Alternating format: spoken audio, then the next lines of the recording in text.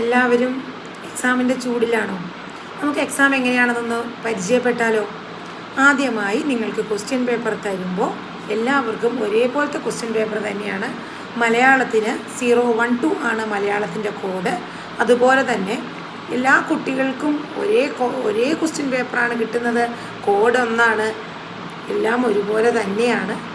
ഇനി ഏതെങ്കിലും ചോദ്യോത്തരങ്ങൾ അറിയില്ലാത്തതിൻ്റെ പേരിൽ ഒരിക്കലും നിങ്ങൾ നോക്കിയിരിക്കരുത്.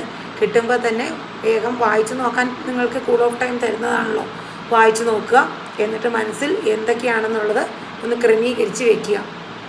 അതുപോലെ തന്നെ ആദ്യം നിങ്ങൾക്ക് തരുന്നത് 8 മാർക്കിൻ്റെയും 7 മാർക്കിൻ്റെയും അവതാരണമാണ് ആദ്യം കിടക്കുന്നത്. നിങ്ങളുടെ ഇഷ്ടം അനുസരിച്ച് നിങ്ങൾക്ക് എഴുതാം. പക്ഷേ ഒരു കാരണവശാലും നമ്പർ മാറിപ്പോകരുത്. അത് പ്രത്യേകിച്ച് ശ്രദ്ധിക്കുക. ഒരുപാട് കാര്യങ്ങൾ വാരി വലിച്ചെഴുതാതെ ചോദ്യത്തിനാസ്പദമായ ഉത്തരങ്ങൾ മാത്രം എഴുതുക. ഇനി ആവശ്യമില്ലാതെ നീട്ടി വലിച്ചൊത്തിരി എഴുതിയാൽ പിന്നീടുള്ള ചോദ്യോത്തരങ്ങൾക്ക് എഴുതാനുള്ള സമയം കുറയും. അപ്പോൾ അവതാരണം കഴിഞ്ഞു.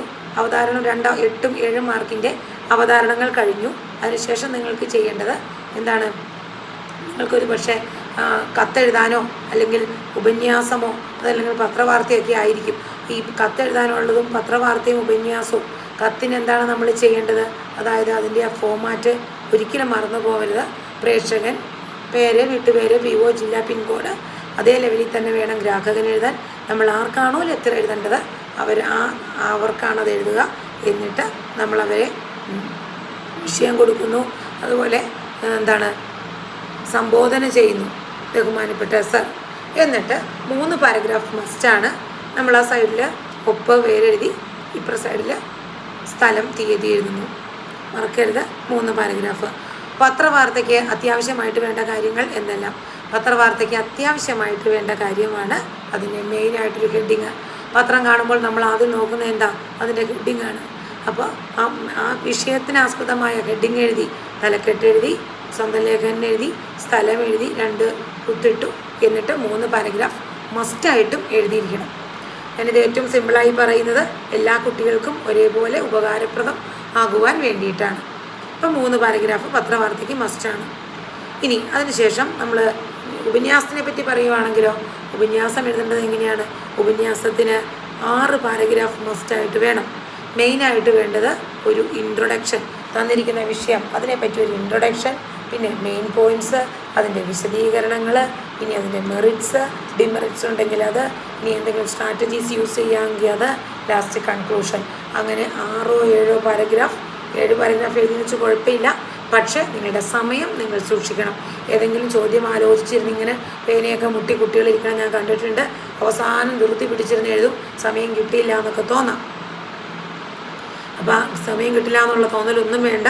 സമയത്തെ നമ്മൾ വേണ്ട രീതിയിൽ കണ്ട്, എനിക്ക് ഇത്രയും എഴുതാനുണ്ട്, നമ്മൾ എഴുതി സ്റ്റോപ്പ് റൈറ്റിംഗ് പറയണ ടൈമിലായിരിക്കണം നമ്മളെല്ലാം എഴുതി കഴിഞ്ഞ് വായിച്ച് നോക്കാൻ തുടങ്ങുന്നത്. ആ ഒരു ലെവലിൽ കണ്ടുകൊണ്ട് വേണം നിങ്ങൾ എക്സാം എഴുതാൻ കേട്ടോ. മറക്കരുതേ. അപ്പോൾ 100ൽ 100 മാർക്ക് സുനിശ്ചിതമായിട്ടും നിങ്ങൾക്ക് വാങ്ങിക്കാൻ പറ്റും. പിന്നെ 1 വേർഡ് ആൻസറുകൾക്ക് നോക്കി ഇരിക്കരുത്. അറിയാവുന്ന 1 വേർഡുകൾ വേഗം തന്നെ എഴുതുക.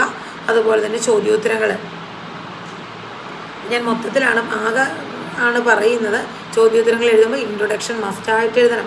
ഇതൊക്കെ എക്സാമിന് വേണ്ട കാര്യങ്ങളാണ്.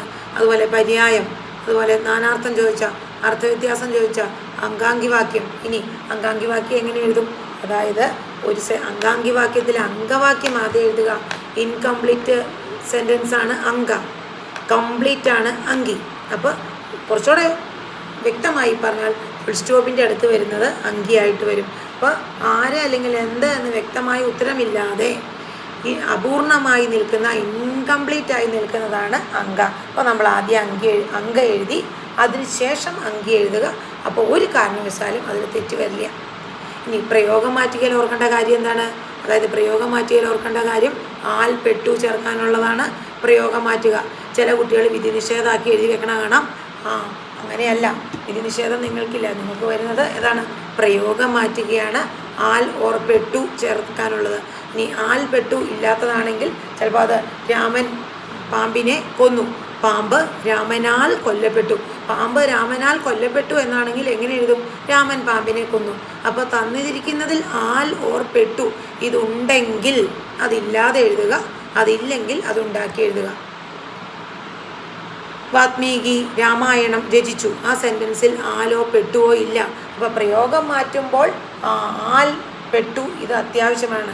രാമായണം വാത്മീകിയാൽ രചിക്കപ്പെട്ടു, അല്ലെങ്കിൽ വാത്മീകിയാൽ രാമായണം രചിക്കപ്പെട്ടു.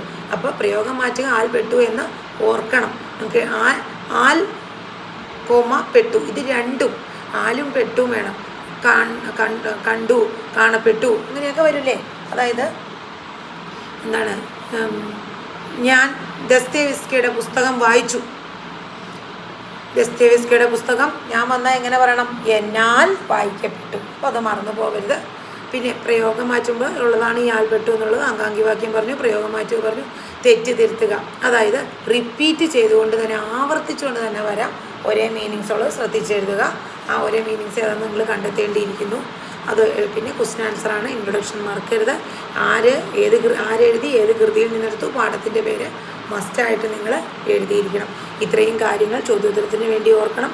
അനാവശ്യമായി സമയം പാഴാക്കരുത്. തുടങ്ങുമ്പോൾ മുതൽ സ്പീഡിൽ പോവുക. എന്നാലേ നിങ്ങൾ മക്കൾ എഴുതി കഴിഞ്ഞ് കഴിയുമ്പോൾ അത് വായിച്ച് നോക്കിക്കൊണ്ടിരിക്കുമ്പോഴായിരിക്കണം അവിടെ നിന്ന് സ്റ്റോപ്പ് റൈറ്റിംഗ് എന്നുള്ള അറിയിപ്പ് കിട്ടേണ്ടത്. അങ്ങനെ എഴുതിക്കഴിഞ്ഞാൽ എല്ലാം കൂടെ ഒന്ന് ഓടിച്ച് നോക്കി നമുക്കൊരു തൃപ്തിയോടെ പരീക്ഷാ ഹോളിൽ നമുക്ക് ഇറങ്ങാൻ പറ്റും. അപ്പോൾ ബെസ്റ്റ് വിഷസ്.